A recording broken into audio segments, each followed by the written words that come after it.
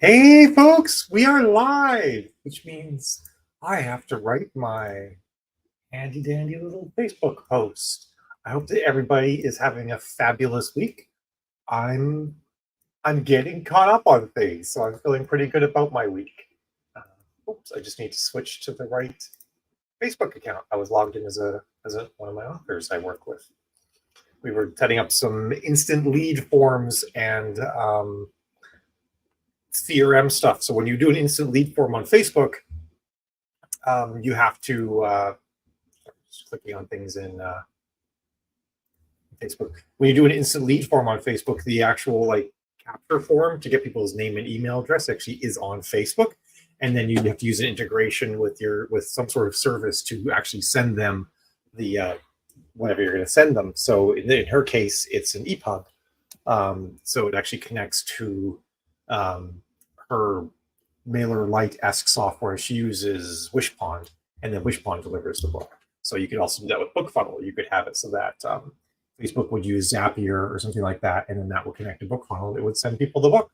So it's cool stuff that you can do, and theoretically they have better conversion. I've not found that all the time, but she also does nonfiction, so I think that it's lunch with Mel. There we go. Just putting my everyone comment. That's in there. So yeah, it's cool stuff, and I think that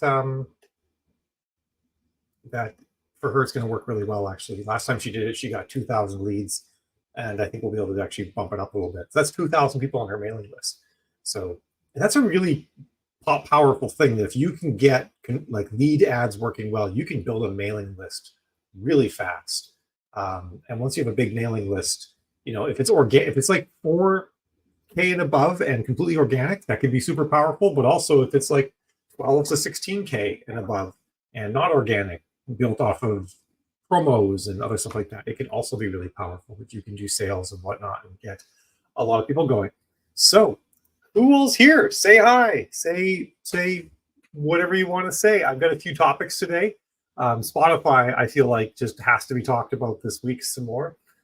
Even though I posted about it on my personal page as well. Actually, I think I posted I shared that into the group. Me complaining about that. I've been a little bit ranty lately. I had DMARC the last week, all the DMARC stuff for email, and then I had my Spotify one, and then there's also some AI stuff. There's always AI news, so I think that's always worth talking about. Hey, Libby, nice to see you, and hey, Kate, hope you guys are having a great day. Oh, my 3D printer made a weird noise back there, and I was just suddenly just curious what it was up to. I'm building. I'm always making things and building things, hence like having a giant box there and whatnot. But this week has been a lot of work with authors on their ads and having some really good results after the beginning of February being honestly kind of weird and shaky. There's been a lot of Facebook, so a lot of Amazon data issues this month. Sales not showing up people's KDP dashboards, as well as sales and reads not showing up in attribution links, and AMS lagging a lot too. And they've only put up a couple of notices in the AMS side of things about data issues, but I can tell there's been a lot. When I see like the exact same jagged patterns in the graphs across like 40 or 50 authors' data, I can tell that this is not something to do with the given author. This is a system problem that they're having. Yeah, it was a really weird start. And the week leading up to Super Bowl was really weird too. Like there was a lot of inconsistencies. Sorry, for those of you who aren't, I have to remember now, I've got people on YouTube, got people on different Facebook feeds and all that. So for anyone who didn't see that, that's what I was responding to, Kate's comment there. But I've actually just today seen a number of accounts backfill a whole bunch of reads for the last few days, at least in attribution. I haven't confirmed whether or not that's happening in KDP reports, but it's finally made me feel better about some ads where I'm like, this ad should be working. What's wrong? And I'm like, oh, thank God. It was just Amazon. Like, because sometimes I think Amazon's screwing up and they're not reporting all the data, but I can't be sure, right? So it makes decision making hard, which is fatiguing. But I feel like the week is coming to a good end on that front. And then next week, I'm going to be in New Orleans for the Future of Publishing Mastermind that Monica Leonel and Russell Nolte are running. And they're the ones that Russell and Monica have done a bunch of Kickstarter stuff. Russell's done almost all of his book launches on Kickstarter. And then they also have the whole author ecosystem. So like desert, grassland, forest, tundra. Is tundra one of them? And then aquatic.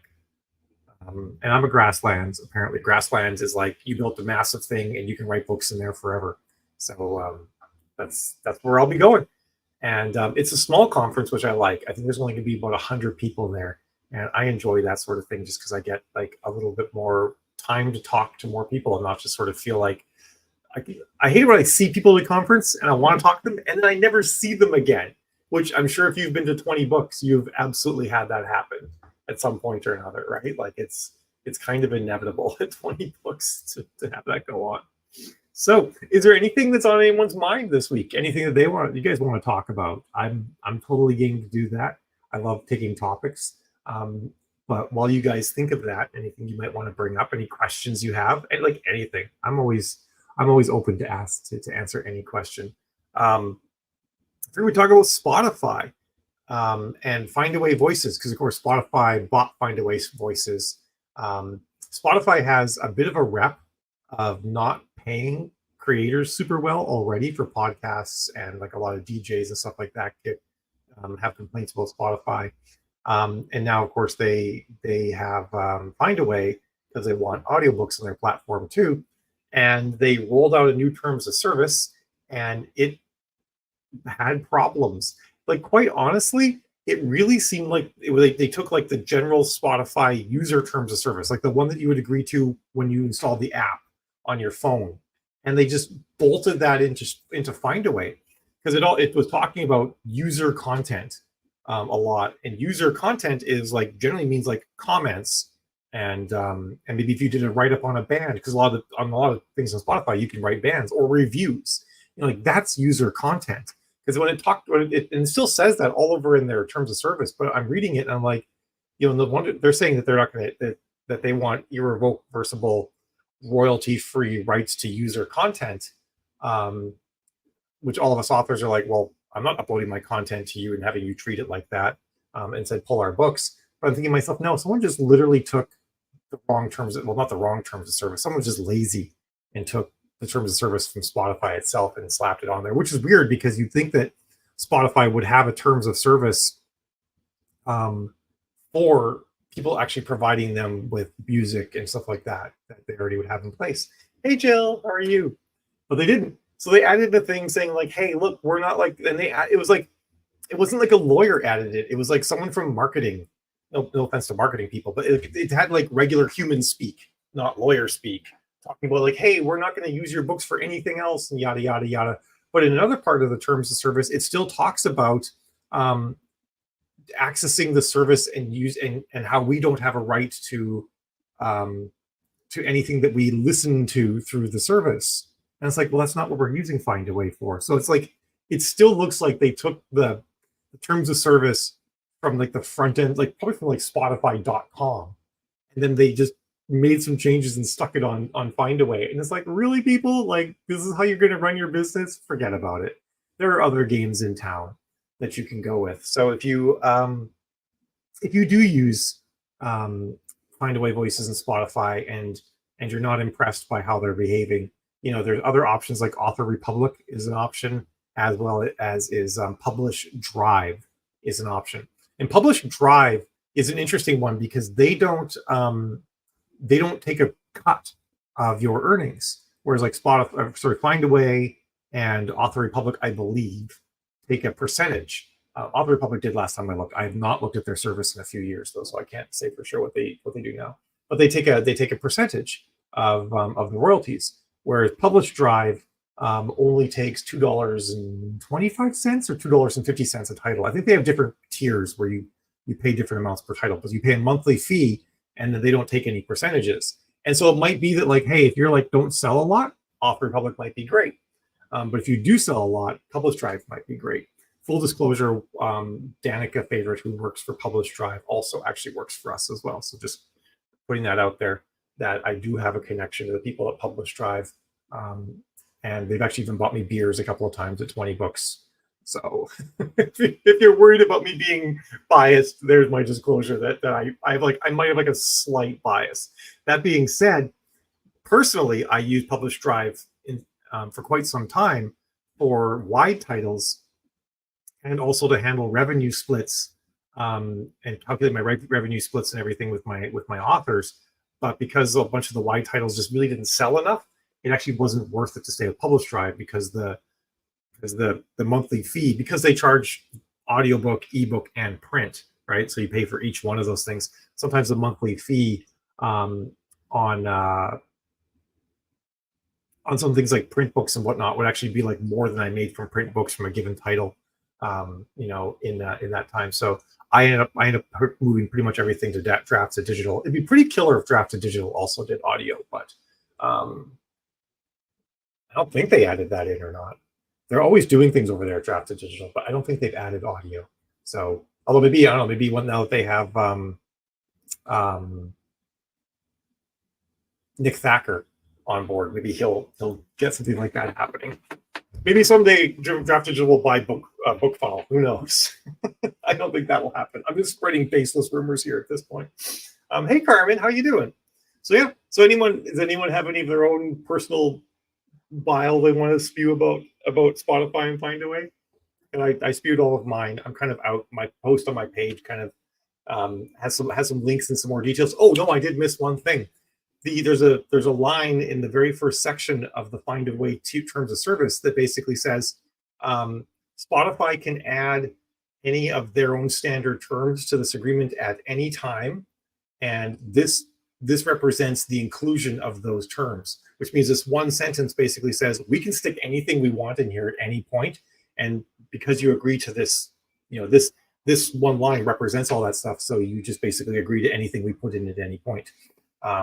Which is kind of annoying. So yeah, is an attribution link good forever? Does it expire? Hey Vicky. So let me ask that. So yes, attribution links do work forever. One of the handy things about attribution links, actually, let me bring one up. Give me 2 shakes of a lamb's leg. But one of the great things about attribution links is it's just a link to your book with some other information tacked onto the end. I'm just gonna find one for one of my books in here. Just taking 2 shakes of a lamb's leg. Da, da, da. Amazon attribution tags, lifetime. All right, here we go. This is the very first attribution tag I ever made. Let me just get it up and share my screen so you guys can see it. That's a good question though, because you have to wonder, like, if I go put this link in my newsletter in the back of a book or something like that, am I ever going to have a problem with that link not working anymore? Present. Hopefully you guys can't hear my 3D printer back there. It's gotten kind of noisy. Here we are. All right. I was looking up the movies that made the most money of all time. And I discovered, by the way, that oh shoot, I forget her name all of a sudden. Zoe Saldana. I didn't want to pronounce her name wrong. She's been in 4 of the top 5 grossing movies of all time, which is actually super awesome.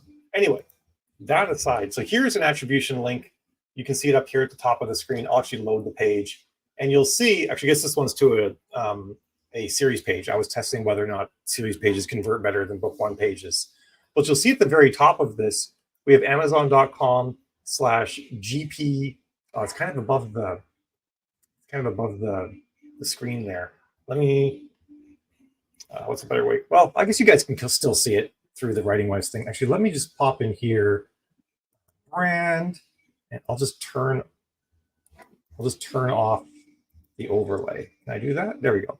Now you guys can see it a little bit better. So you can see it's like Amazon.com/GP/product, and then the ASIN, and then the attribution garbledy-gook follows after that. And so what that means is that if there's any errors anywhere in any of this attribution stuff, the link still works. I can go in here and keyboard mash, face palm into my keyboard a few times. Oops, I face palm too much. Let me go back one. All right, go forward. I think I hit like the space bar and the enter key or something like that. But anyway, you can like put a bunch of gunk in here and then load this up and the page still loads. I can like delete half the attribution code.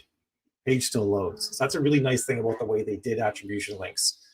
They will just work no matter what. I mean, so long as it works at the beginning and your ASIN doesn't change. That's really the only thing. As long as your ASIN is still good, the attribution link is still going to be good. So, all right, there we go. Put that back in and we'll go back to chat. All right. Put the series on Find a Way. I did them in AI narration on Google Play's Experiment. They don't sell though. Oh, that's a bummer. I've heard that it is a little bit tricky. So there is that. I know that other places do also work with AI narration as well, but if they don't sell, then not the end of the world. All right, you also put them on YouTube channel. Yeah, that's something I do as well. I have all of my audio that I own. I did a bunch of it through Cantor and then some through Audible themselves. So all the audio I own is up on YouTube, and it's died out a bit because I don't. What was I going to say? I don't have anything else to put up right now, so you kind of lose a bit in that regard. But I probably made about $10,000-$15,000 off of YouTube. Plus, the other great thing about YouTube is just the sheer volume of impressions that you get. I'm actually going to show you guys that because I think you might find this interesting. Give me 2 shakes of a lamb's leg here, and I'll get YouTube up. YouTube Studio. I gotta go to the right account. Switch account. Aeon 14. Oops, I have 2 Aeon 14s, and that was the wrong one. Switch account. Aeon 14 is the name of my universe for anyone who's not familiar. All right, so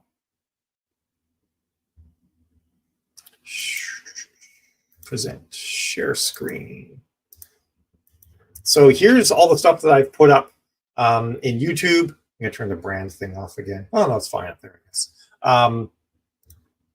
And you can see that like the most recent thing I uploaded was June 13th on 2022. This was actually an AI narration attempt, and I thought I turned this off. I'm actually gonna private this video because the AI narration that I used back then wasn't that good. I unlisted one to put up another one. Well, I'm changing my AI narration anyway, so I'm taking them both out. Either way, so the last full book I put up was actually January 24th, 2022, and I haven't done anything with this since. And even so, so this is going to be in the last 28 days, I've still actually netted subscribers. I've had 9,200 views. In audience, I've had 2,000 unique viewers just in February, and it's been, at this point now, 2 full years since I've uploaded anything. So just from an exposure standpoint, I am like reaching new people all the time. If I do all of 2023, let's see if it'll, oh, of course, now it's not going to give me a number. Come on, audience. That's unfortunate. All right, well, here we go. 193,000 views in 2023. And again, this was basically, I last upload was January of 2022.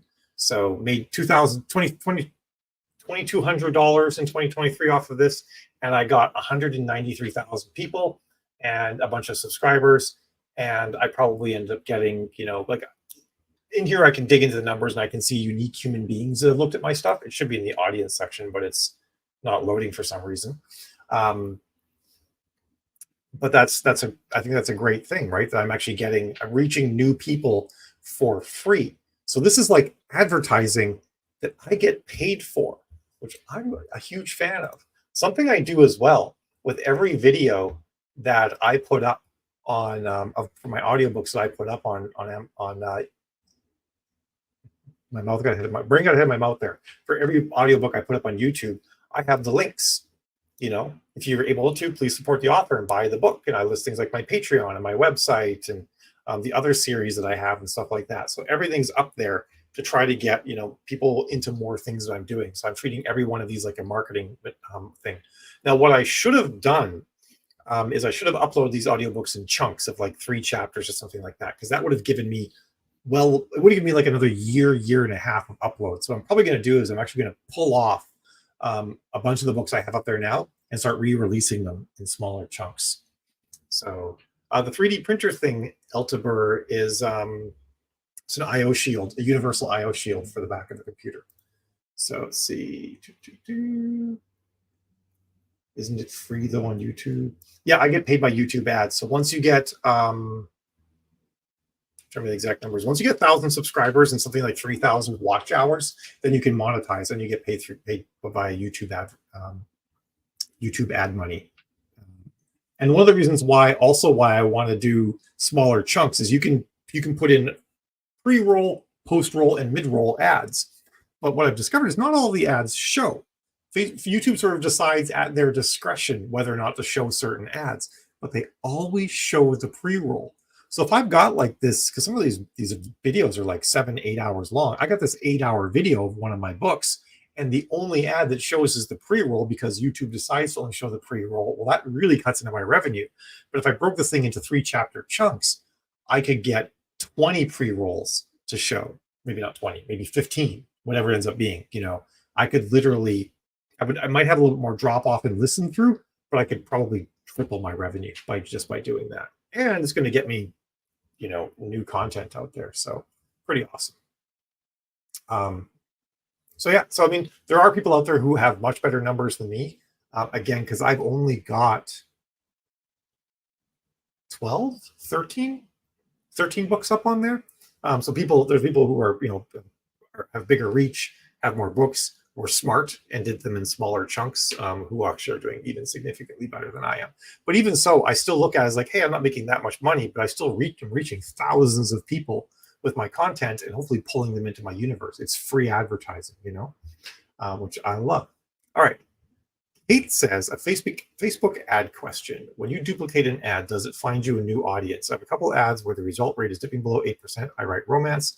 It converts well when it's brand new. I've duped once and accidentally changed the audience, which deleted all my social proof. I definitely don't want that happening again. So changing audience doesn't remove your social proof. Anything you do on the ad set tab won't affect your social proof at all. Only if you change things on the ad tab will it affect your social proof. So you must have gone in and touched something on the ad itself as well. Duplicating at the ad set level won't. If you just straight up duplicate an ad at the ad set level and touch nothing, it's probably going to hit basically the same audience. But say maybe what you do is you go in at the ad set level and maybe you're targeting authors. So you duplicate it, you go into the ad set and you add in a couple of new authors and pull out some old ones. You'll definitely get a new audience by doing that. Even if you make a small change, like just swapping out one author, Facebook will rebuild the audience and put the ad back into learning stage, which can get you a new audience as well. So you absolutely could do that, but you shouldn't, so long as you don't touch the ad itself, you shouldn't lose your social proof. There's even a checkbox when you duplicate to copy it all over. So yes, I totally agree. Lots of independent income sources. The idea is to think of your books that you've already written as like this asset that you can keep leveraging in different ways, and not something that you just release once and you forget about. Your backlist is your retirement fund. It's where all your money actually is, and it's just a matter of continuing to pull from that. So I'm a huge fan of that. One thing as well that's really worth thinking about, like along what Kate was saying, is that Facebook does a lot more AI targeting now with their ads. It's basically impossible to create new ads on Facebook and not have their AI targeting systems be deciding who your book's going to show to. So it's becoming more and more important now to make sure that your ad creative is on point, that it's screaming the right genre, that it's screaming your major tropes, that it's very clear that it's a book. Because what will happen with a lot of ads is Facebook will just be like, oh, I'm going to start showing this ad to new people because the AIs have decided to do it for reasons that no human understands. And you can have an ad that's working great that will just flatline on you for no reason. And then maybe like 3 weeks later, it'll come back. And it's like, that didn't used to really happen. Ads would sort of have a slow and consistent decline as you exhausted the audience. So something I'm actually experimenting with is going and turning on old ads that don't use their AI targeting. I'll actually show you guys what that would look like. Give me another 2 shakes of a. Yes, they do suggest copy for primary text too. Now they're all about trying to tell us how to do everything. It's their way. I mean, I know they're trying to make it easier and whatnot, but I wish they would let it so that power users can still do things. But also, like, if you choose like their fully AI controlled targeting stuff, oh, I gotta go back a little bit further here. Oof, way back. Wow, I have a lot of ads in this system. Give me 1 second. I don't know why I'm going back so far. I don't need to go back this far. I just became curious. I was looking for some of the very first ads that we ever ran. We got authors US. Let me make sure this has the settings I need. I want to show.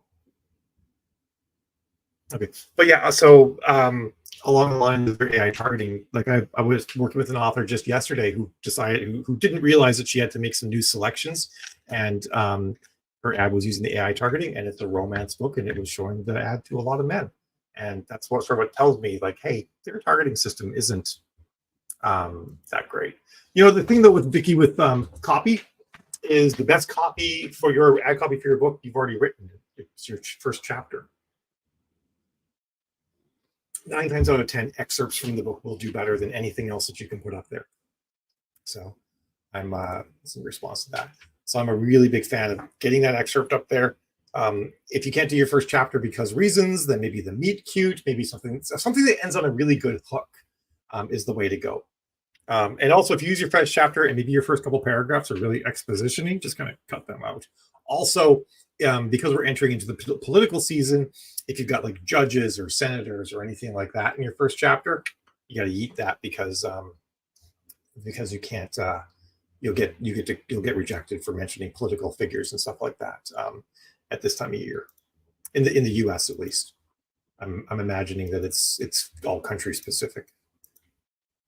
All right, so this is how things used to look. You'll recognize all of this. This isn't the ad set tab. It's all pretty standard. And we get down to audience down here.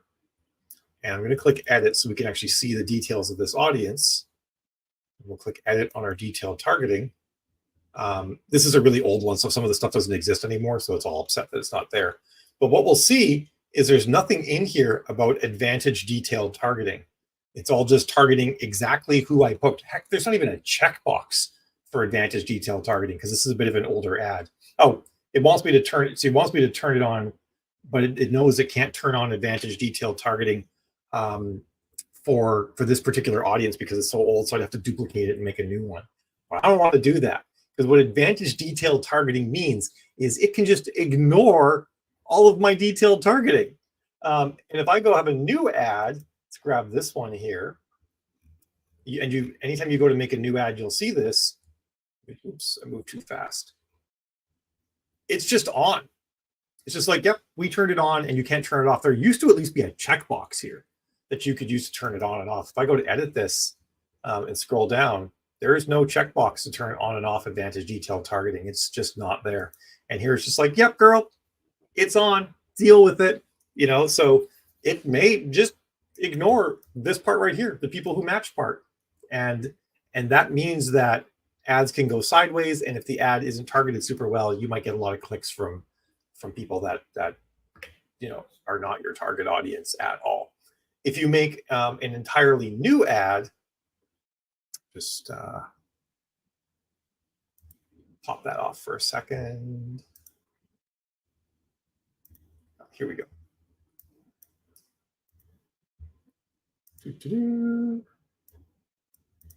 Share that. All right, entirely new ad. We'll say continue. It actually has these two boxes here. If you've followed me recently, I've talked about this, but I can't talk about this enough. I'll never run an ad like this because what it actually will do is it will freely ignore everything down here, and that includes age and gender. Oops. So age and gender can be completely ignored, and the only thing it absolutely will listen to is a minimum age that you select, a location, and a language. So this new system is the one that's the most bad. The most bad version is this version. And then if you switch back to the original audience here, this is This is the less bad version, but it still has advanced detailed targeting turned on, which means it may still ignore any detailed targeting that you put in. So one of the things I'm experimenting with, and I don't know for sure if it's measurably better or if there's anything else affecting performance, but one of the things I'm experimenting with is taking old ads like this and repurposing them, because I want that shiny old. I want the weathered old system that lets me actually pick who I show my ads to and doesn't go sideways on me. You know, so I'm not here for that. And I'm a proponent of AI, but I also recognize when AI is just dog doo doo and no good. So making hardcovers for my first Irish trilogy after I found that increasing prices on those books has increased my sales. That is so true. Who said that? It's popping over to YouTube land or Facebook land. Oh, I navigated away from the Facebook page. I'm going to click on because I want to know who said that. Not that I'm upset. I'm just curious. Because on my side, you're just a Facebook user. It's very sad. Comment. Yep. Oh, cool. So there you go. Yeah. It is true. There's a definite value point, I should say, with books where like people are like, oh, it costs more, therefore it must be worth more. We all know, like, if you give someone something for free, they'll treat it with the value of something that's free. Where if you give someone something that costs $10,000, they're going to treat it like it costs $10,000. Or I guess if you sell someone something for $10,000, they'll treat it like it costs $10,000. And that's the same thing for books. You know, if we treat our books like they're valuable and are worth something, people will respond and also treat them like they're valuable and worth something. And in many cases, that translates into them being more likely to buy because they think it's a better book. A more valuable book is then theoretically a better book. So yeah, absolutely. How much of your first chapter do you put in the primary text? Vicky asks. The whole chapter usually. You can. I don't know. They used to say that you could get 2,000 words in there. Well, they give a character limit, and it was the equivalent of about 2,000 words. So like it was like individual letters and spaces that they were counting by. But I've put some first chapters in there now that are well up over 2,500 words, and the whole thing fits. Just make sure you add spaces between your paragraphs, and it's not just a wall of text, because it will not. It won't, like, for example, if you copy and paste on a word, it won't have any spaces between paragraphs. If you're using something like Atticus or Vellum, it should actually maintain it. Or if you take your EPUB, if you copy and paste out of an EPUB, it will keep all the spaces between paragraphs. But yeah, I've put a lot of text in there. You obviously have to take out any cursing. You have to take out the word hell. You do not have to take out sex or sexy, those words. But also keep in mind, and actually this is an important aspect too, with really wide AI-powered targeting, whether you just decide to target really wide by picking nothing for detailed targeting, which is a thing going around, or you still target really wide, like you just target everybody who reads. Keep in mind that if you get a lot of people reporting your ad as being inappropriate, Facebook will turn it off. Because sometimes people will be like, wow, my ad like was running for 3 weeks and then Facebook rejected it. Why did they do that? And it's like, probably because you showed your BDSM ad to a bunch of people coming out of church or something like that. And they got upset, you know, just like extreme example, but you know what I mean? Or, I mean, I guess it could be that they're all like, woohoo, you know, some good reading after the sermon. But you get my point that if you target too broadly, you could run the risk of finding an audience that really doesn't like what you're saying and reports your ad. Now it depends on obviously depends on what you're writing. You know, if you're writing, you know, sweet, wholesome, small town, you're unlikely to get reported. So like what you write does affect how broadly you can target. I work with a number of authors, like one author I'm working with, well, the book is a BDSM club, and we have to be really careful who we target with that, because if we target broadly, the ad's going to get reported like crazy and it's going to get shut down. And there's nothing worse than having an ad that's just killing it. Like I've worked with some authors, we've had ads that are, you know, up in the, you know, we're spending $200 a day on them, and then they get shut down because they got reported or something like that. And now we've got to build a whole new ad back up. And that's just like hard. Yeah, cozies fall into that too, Vicky. I mean, I guess there might be some people that are grouchy that there's a murder, you know, or something like that. But I mean, I don't think so. Cozies are pretty chill about that. So I think you'd be all right. So yeah, those are my thoughts for the day. Oh, AI for audiobooks. I was also going to talk about that because I think someone asked about it in the group. Um, I know that a lot of people are not seeing great success with AI for audiobooks. Also, like the ones that Amazon does, they're actually pretty cheap. Like I think you can set the price, but they end up like not making you a ton of money, which is fine because you didn't put a ton of money into them. But I don't think I don't know if it's something that like is going to work that well through the retailers right now. Everybody I know that's doing anything decent with their AI audio, they are direct selling it on like a Shopify website and then using BookFunnel to deliver that AI audio to readers. So I do think that if you're very serious about making some money off audio without having a big investment, you're going to need to actually do the AI audio yourself, and then direct sell it and upload it to the places. Um, I would never advise you to violate anybody's terms of services, but what I will tell you is that places like 11 Labs will do good enough AI audio that the retailers can't tell. So just keep that in mind. If you did ever want to do that, because some retailers like Amazon and Google and Apple, they're like, you can do AI audio if you use ours. They're all particular about that. But 11 Labs and some other places now can do AI audio so good that no one can tell, um, and it goes just fine. You probably do need someone to sit and listen to it and then fix it. So like a lot of the AI audio will get inflection wrong periodically, and you have to regenerate certain parts until you get good inflection. I know a lot of people just have their kids do it, and they pay their kids some money to like go through the audio, make sure it's good. Obviously, that depends on how conscientious your kids are, but that's totally an option. But there are ways to not use AI to produce them inexpensively. Absolutely. I mean, I'm guessing you're just talking about less expensive narrators, um, is what you're getting at there. And actually, to that point, I have no need myself to do AI audio. I kind of want to do it as an experiment, just so I can like help advise authors about it. But at the same time, like for myself, my narrator is super inexpensive. She lives like in a yurt in Sweden and says she doesn't need to make that much money, even though I've asked her if she's going to raise her rates. She just says no. And she charges $150 per finished hour. And I find myself just thinking like, well, she's given books that I've never had to get her to edit anything because she has her own QA person who goes through it all. And for me, that's actually just worth it, just to pay her like, $700, $1,000 to narrate a book, and I don't have to worry about it. It's just good and it sells. So, about royalty share, yes, there is also royalty share. That's also a great thing too. If you really want to get like a real narrator and you don't have the money, there are still plenty of royalty share options out there as well. So absolutely something to consider. And there is still, the issue of witch hunts. There are people out there, witch hunting authors who use AI. I know some people are concerned about that. So Delta makes a really good point that there are less expensive or in the case of royalty share, even free options for getting audiobooks up that don't involve AI. So don't forget about those. They do exist. Kate Randall says, one more quick question. If running a $5 a day ad, what would be a good bump to widen the audience? I find that if you double an ad's spend, it'll generally like rebuild the audience. So going even from 5 to 10 should bump your audience a good bit. And then after that, you'd have to go from like 10 to 20, 20 to 40.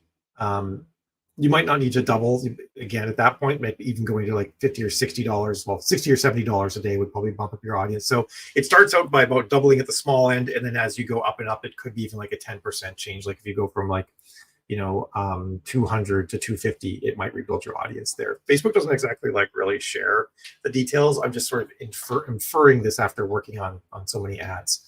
But yeah, I would bump it to 10 and then give it like 5 to 7 days, and you should see an increase in the amount of royalties you're getting off the book by doing that. I have been finding lately though that because there's so much like basically ads don't work as well as they used to because of the AI nonsense, because I feel like the audiences aren't as good as they used to be. It's becoming a little bit harder to actually reach the right people at $5 a day. So even going from 5 to 10, you should actually see like a quality improvement in what your ad's doing. Yes, AI has absolutely become weaponized. Yeah, don't worry. And, one thing you can always do, Kate, is if you ever get nervous, duplicate the ad set, turn it off, and just sort of like add like backup and the date to the title, and then make your changes on the new one. And if things go sideways, you've got the backup. You can turn the backup ad set back on. I do that a lot with clients when we're experimenting. We're like, okay, we're going to try this thing and see what happens. And if it's no good, we've got the backup. And we can always roll back to that. So absolutely will work. All right. Oh, I'm showing this one. I couldn't find the one I was showing to get it off the screen there for a second. All right. Well, I'm like out of talk at this point. I've covered many things. I hope you guys all have a fabulous weekend. If anybody's going to New Orleans, I look forward to seeing you there. I don't know if anyone here is going or anyone watching afterwards, because I know a lot of you do watch these things not live, which I appreciate. I think it's super cool. I love it. But yeah, my plan right now is to do Lunch with Mel next week from New Orleans at the conference. So I'm actually going to bring a light and put my phone and my laptop and everything, and have a way of actually recording and doing the Lunch with Mal while I'm there. So who knows? Maybe I'll like grab some people, have them chat while I'm doing it. I don't really know what the vibe is going to be like. So we'll see how it pans out. But either way, I'm right now, as of right now, I fully intend to do Lunch with Mal next week from down there. So I will see you guys there. Oh, thank you, Pip. I appreciate you guys too. You guys are awesome. And have a good one. Bye.